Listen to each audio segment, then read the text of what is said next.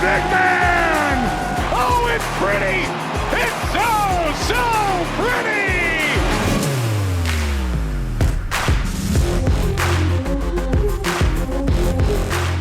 Chihuahua plays its first game in the MASL. Utica picks up its first W of the season, and the chase for 400 continues. So much to cover this week. This is MASL Primetime. What's up, everyone? I'm Alex Bastyovanszky. Thank you so much for taking the time to tune in. And the league's newest team kicked off its season last week. But man, talk about being thrown right into the fire. No question about it, though. The Chihuahua Savage will be a competitive squad in their first year. One look at their roster loaded with talented MASL veterans will tell you that. But for their inaugural game, they were matched up against last year's Ron Newman Cup finalists, the Ontario Fury, providing them with a legit measuring stick right off the bat. And of course, Ontario features the legendary Frank Taillou in a race with Kansas City's Leo Gibson to become the first player to hit 400 career MASL points. Man from Tacoma. Oh, good move by Taillou. Taillou with a shot. Boom! Golazo! Frank's first of the season knots it up at one apiece. Second quarter, Chihuahua retakes the lead. Hugo Puentes notches it, but after the break, it's Frank again. It's Gonzalez with a shot. Boom! Golazo! What a fantastic goal by Frank Taillou. That's his second goal of the game, second goal of the season. Leo Gibson, if you're watching this game, I don't know, man. Might be Frank the first to 400. We shall see. Yes, we shall, but there was still work to do in this contest for the Fury. David Gonzalez ties it up for Chihuahua. 3-3 now in the fourth quarter. But the man who earned first star honors in the game puts Ontario back on top. Justin Stinson firing it home, and then just 17 seconds later, Jorge De Leon with some fancy footwork. He rips the twine. The Fury up for good. And props to the Ontario broadcasters.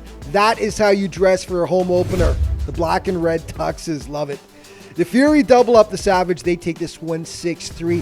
It got no easier for Chihuahua on Sunday. They faced defending MASL champs San Diego, and it was a special day for the titleists for several reasons. For one, they get their rings. They pose with the trophy, and they would eventually drop the championship banner and enjoy their first home game in 652 days due to COVID-19 restrictions. And they started with a bang. It's Leo stepping over, Childs faking. Jura, shoot, goal! Gerardo Jurado opens the scoring, 1-0 Sockers. Yeah, but in the second quarter, the Mexicans hit back. Pretty little play here. Hugo Puentes hits the brakes, feeds Enrique Cañez, who smashes the cookie jar. Going top shelf. So it was all tied up. Second half, though, the blue and gold go back on top. Unlucky for the Savage there as it goes in off their defender. 2-1 San Diego, and then in the fourth quarter, Brandon Escoto, Childs stepping into the right foot. He scores! That's one way to make amends. That's how you do it when you're the all-time leading scorer. yes, he is Craig Childs, the all-time Sockers leading point getter. That made it 3-1. It would end up 4-1. Okay, Dallas looking for their first win of the season, but Tacoma's Michael Ramos would have something to say about that by the end of the day. He was almost there to put it away. This is Dantas back inside. Ramos! And here come the Teddy Bears. Yeah, great stuff for a great cause. Teddy bears collected for Toys for Tots and the Salvation Army. Love it. But Dallas claws back. Eric Macias smokes it past Danny Waltman to even it up. And then with 2 seconds left, 2 seconds before the quarter ends, Luis Morales gives the green and white the advantage 2-1. But it was all stars after that. Our guest later on the show today, Nick Pereira, feeds Rafael Cox. It's 2-2, and then Open up, get an open pass, and it was Keats. Ramos through traffic. Oh, Mike Ramos, what a goal.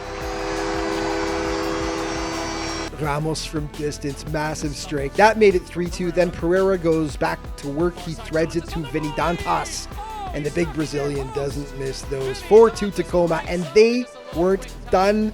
Alex Gutierrez back to Jamel Cox. He tickles the twine. And yeah, the Stars just feeling good on this day. As mentioned, Nick Pereira will be on later in the show to talk more about this game and the Stars this season so far. The home side takes it 8-3 over the Dallas Sidekicks. Okay, let's take a quick look at your scoring leaders here. Leo Gibson still on top. Roque in second. Frank Tayou in hot pursuit with 9 points, tied with Mohamed Ndiaye. And Brandon Escoto of San Diego with 7 points to round out your top 5.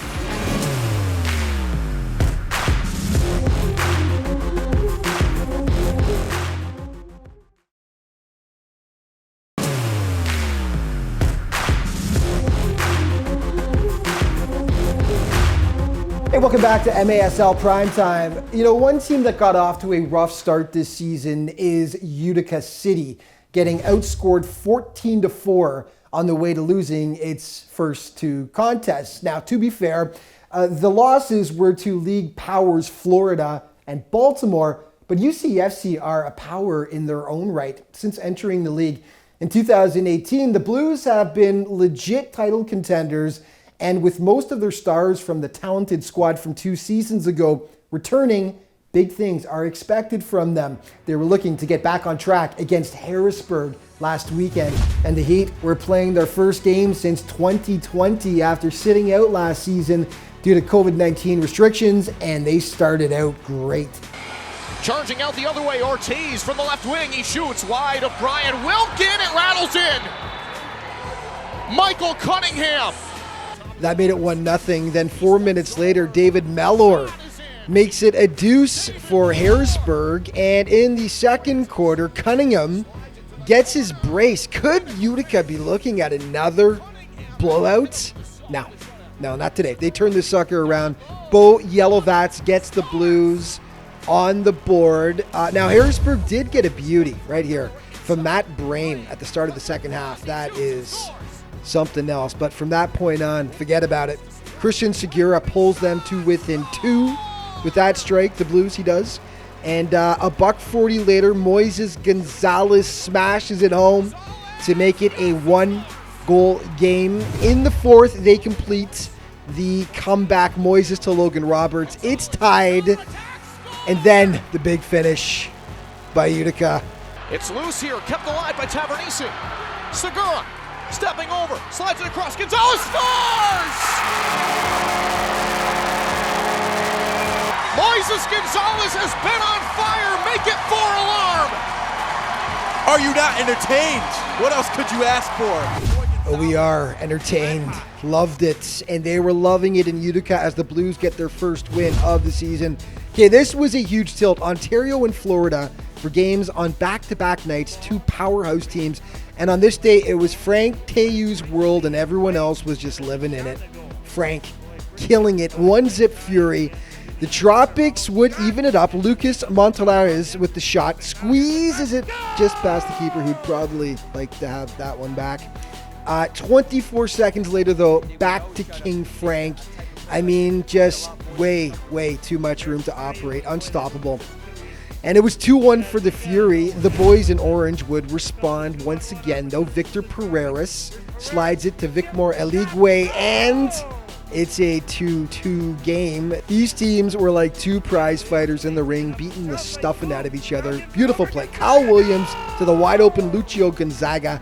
3-2 FLA. Not for long, though. Jesus Pacheco going 5-hole on the keeper, and once again, they were all square, and then it's Pacheco with the scintillating strike past Hugo Silva, and man, oh man, Ontario back on top.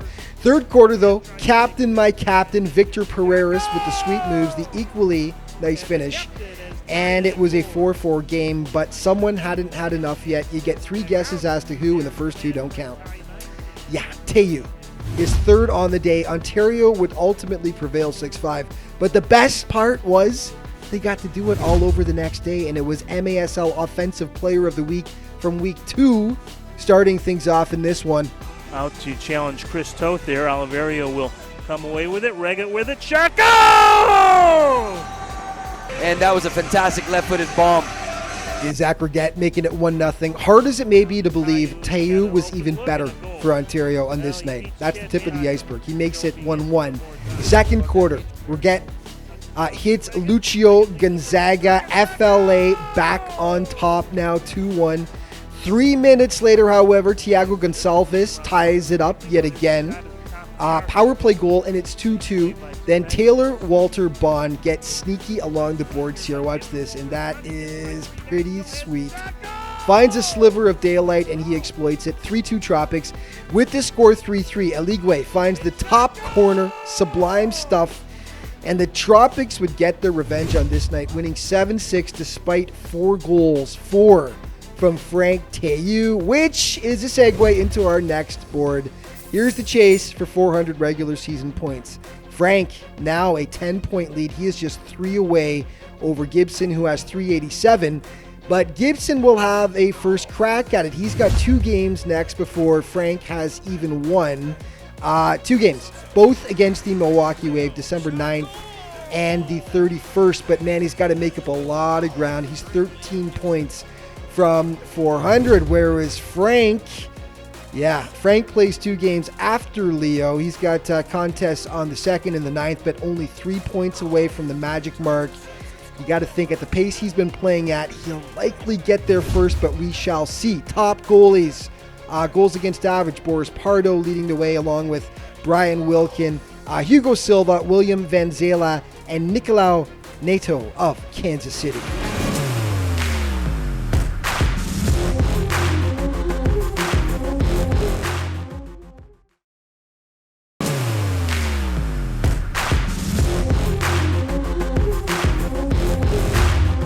Hey, welcome back to Primetime, everyone. You know, few players are as synonymous with their team and their town as my guest today. Now Pereira, one touch, some space, and he jams it in. Power play goal. Nick Pereira. Top shelf, more cookie jars destroyed. Nick Pereira has been with the Tacoma Stars since the 2017-18 season. He was the MASL MVP the following year, and he joins us now from Tacoma, Washington. Nick, how's it going, man? Good. Thanks for having me. Having a good time. Fantastic. It is great to have you on, man. And let's just start with a look at your season so far. You kicked off the campaign against San Diego a couple of weeks ago. You dropped that game to the defending league champions, but then last weekend you bounced back with a win against the Dallas Sidekicks. Just talk about the team's performance so far and how you think the boys have played overall. Yeah, I mean, I think the first game was a really tough game for us. I think emotionally more than anything, having been out of the stadium for so long and then back in it with our fans, it was a challenge. You know, we're a little bit out on an island in Tacoma in that we don't have a local rival that we can play preseason friendlies, which really hurts us. When you see KC and St. Louis, they can play each other. Ontario, San Diego, they can play each other. They've got some scrimmages. We have a reserve team that we play, but the truth is it's different. It's not on the full-size field. So I thought the San Diego game was really tough. Obviously, the Dallas game was more of what we feel like we can do, which is play at a high pace, put pressure on the opponents, and then we've got players who can come up with big goals and big moments.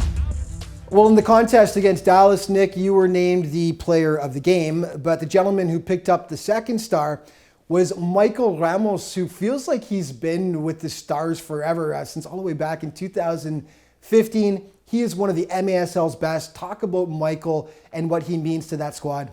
Yeah, I mean, Ramos is special. He's a fantastic next level player. On top of that, he's an emotional leader. He kind of, when he's feeling good, we're feeling good. When he's feeling down, we're feeling down. And he's somebody who really has the pulse of the team. But I think he's a player who's also shown that he's getting better every single year. He's getting better year after year. The goal against Dallas, from back behind the yellow with his left foot, you know, which is not something that you see a ton of in this league, is players on their weak foot being able to hit it from the yellow. He's still really young. He's still got so much to do in this game. And I told him when I first saw him play that I thought he was going to be a league MVP at some point, and I think he's getting to that point where he should be in the conversation for it.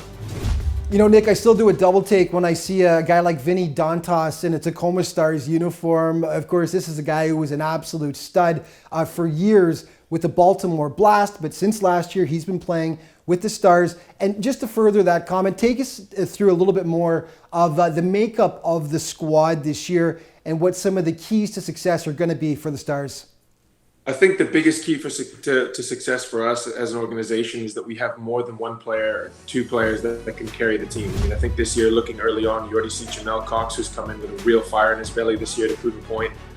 He's a fantastic player. We've got Corey Keats, who's obviously was a big contributor in years past. Alex Bastyovanszky. Ralph Cox came in and against Dallas and had a goal right off the bat. So, and then obviously you've got you've got a target in Vinny Dantas who can hold the ball, who can turn, who can shoot, who can pass. He's a very complete player. We've got a really good group of guys who really care about each other, I think. And that's, for me, most important in the locker room is if you actually like each other and care about each other, then good things are coming. Well, Nick, finally, your home opener against the San Diego Sockers, that was the first contest you guys have been able to play at home in 19 months due to COVID-19 restrictions. Just talk about that and being able to play your first game in so long on home turf and what that was like for you guys. Last season was a challenge. I mean, it was something that was different that I don't think any of us had ever really prepared for, not even organizationally, but individually. I don't think we were prepared for the idea that we were going to have to travel every single game. We were going to have to be double masked, and we were going to have to stay in separate rooms, and we were going to have to do all this stuff. So it was a challenge. Being away from your family that long is a challenge. So being able to be at home is so special, and being able to see the kids that come to the game, the families that haven't been able to be there, but having those emotional connections with people that we haven't seen in a year and a half or more was really amazing. Well, Nick, we're all out of time for this segment, unfortunately. But again, thank you so much for taking the time to come on. And from all of us here at the show and the league, to you and your family, have a healthy, happy, safe holiday season. We'll chat soon. Thanks very much, Alex. I appreciate it. Thanks for bringing this thing back. We needed it. Thanks a lot. Appreciate it. Okay, some MASL news now, and there were some postponements to tell you about, unfortunately. The game on the 26th between Baltimore and Utica has been rescheduled for February 23rd in accordance with MASL COVID-19 protocols. That comes on the heels of two postponements in Week 4. Baltimore had both its contests postponed after multiple players and staff tested positive. And Utica has also had multiple positive tests, so they've entered COVID-19 protocols as well. Sending our thoughts and prayers to all involved for a speedy recovery. And just a reminder to keep updated on what's going on with postponements and everything. Check out maslsoccer.com to stay in the loop all season long.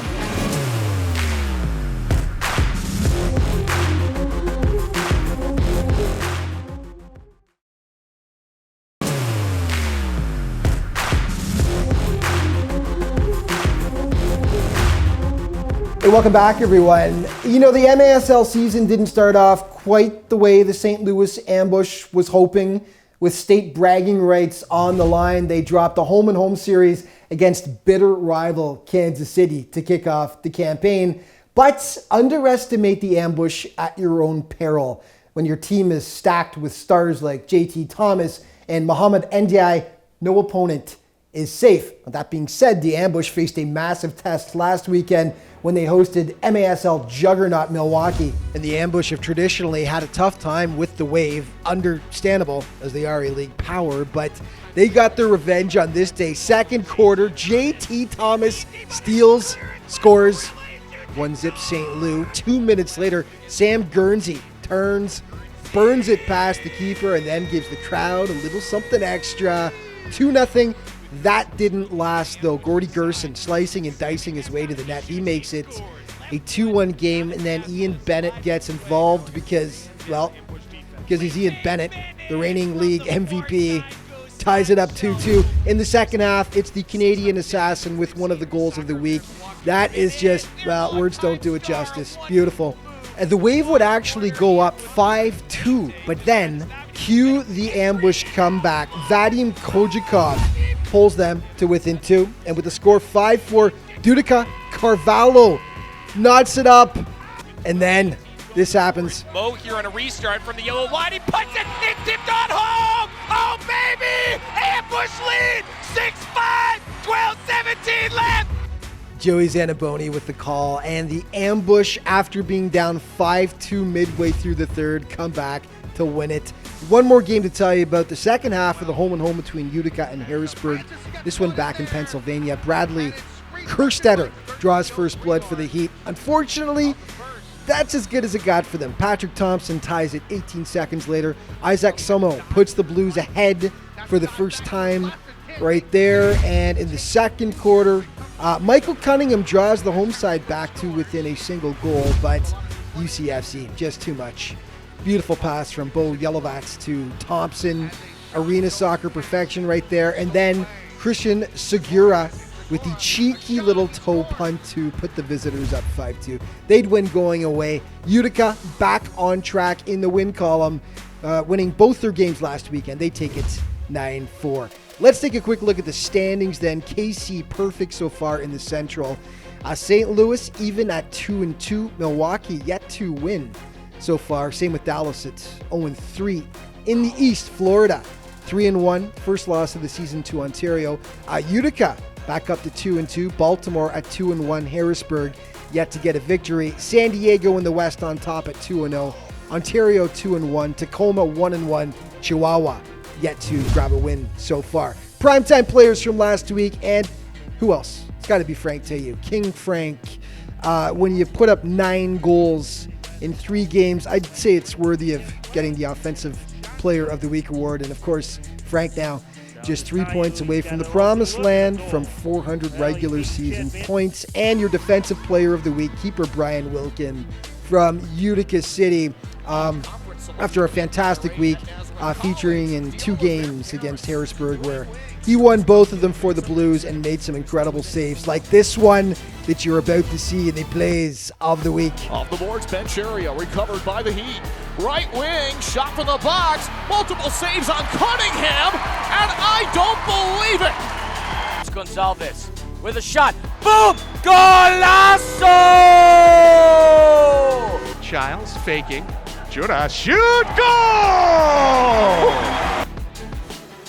It's loose for Morales. Morales. Francis slides it to the corner. Clinical finish. Kyle Williams, he may tee it up himself. Nice move. Now gives it over. Gonzaga, goal! In fact, here we go. Fuentes with the chance. Sliding stop. Back at it. Wide open. Wow. That's lovely. That took 2 people to the floor. You cannot sleep on MASL action late in the game. The Fury take the lead. It's 5-3 Ontario. 600 days since they've seen soccer up there in Milwaukee. Bennett, their longtime star, a wonderful move. No, but now Brame has sprung free down the right-hand side. Brame cuts across, he shoots and scores. How was his team to just open up, get an open pass, and it was Keats. Ramos through traffic. Oh, Mike Ramos, what a goal. Scotto Giles. Giles stepping into the right foot. He scores! Segura stepping over, slides it across. Gonzalez scores! Are you not entertained? What else could you ask for? And that's all the time we've got for this week's show. But just a couple of things quickly. Always remember, you can stay up to date with everything that's going on in the MASL. The latest news, stats, great stories, by checking out the league's social media outlets. And secondly, everybody have a safe, happy, healthy holiday season. We appreciate you watching. Thank you so much. We'll see you next week.